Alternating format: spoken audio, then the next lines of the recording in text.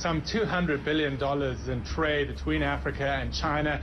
As you know, Andrew, it largely comes down to this: extractive industries in Africa, oil, minerals, being taken out of the ground, out of the sea, and sent to China.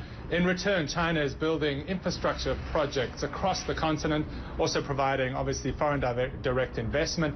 The nature of the relationship is different with Africa and China than it has been with Africa and other regions in the past. It's more about business, trade, less about foreign aid. And the sense is in Africa, at least from Africa's leaders, that China's foreign investment comes with less strings attached. So it's been very popular up till recently, China pumping billions of dollars into the African markets. Andrew? As you say, a key tone there was until recently, David, because there does seem to be, perhaps you explain how significant it is, but is it a sea change? There's a change of sort of thought towards what China is doing in Africa by some senior African leaders. Well, Ian Khama of Botswana and the central bank governor in Nigeria recently made comments in the press questioning whether this relationship is an equal one and whether it's to the benefit of Africa. Now, it's interesting. I don't think it's necessarily a sea change overall, but the cracks are appearing in this China-Africa relationship. There's a sense from Africans that it's not an equal relationship, that China is extracting oil and then in return building infrastructure projects with its own companies, with its own workers, not necessarily transferring the skills to African workers, as well as sending manufactured goods back to Africa while taking raw materials here to China.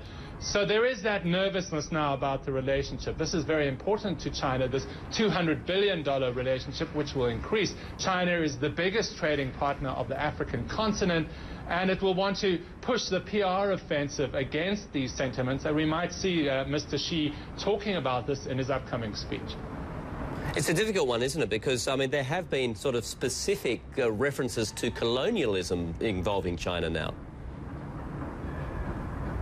Well, there is, and that's always been the trump card of China's relationship with Africa, the sense that it can say, well, we are not like the colonial, quote-unquote, masters of the past. We are not Europe.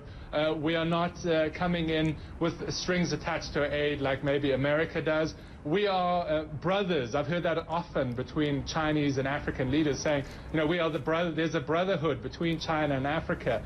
The sense that there's been a long history of the relationship between China and Africa. That really isn't playing that well anymore, because leaders in Africa, some of them at least, see that, well, this is a business relationship. This is not some fuzzy friendship thing. This is money coming in, money and oil going out, and that the balance of the relationship needs to be struck in the right way to benefit Africans as well as the Chinese. That central bank opinion article in the Financial Times and other papers some weeks ago by Nigeria's central bank governor, very interesting, because he's talking specifically that this is the new colonialism, that there shouldn't be this, quote, romance about the relationship between China and Africa. This is a business, a hard-nosed business relationship, and that Africans should get out as much as what China does. So from the Chinese leadership perspective, they'll want to counteract that argument to say, we are coming in with money, with deals.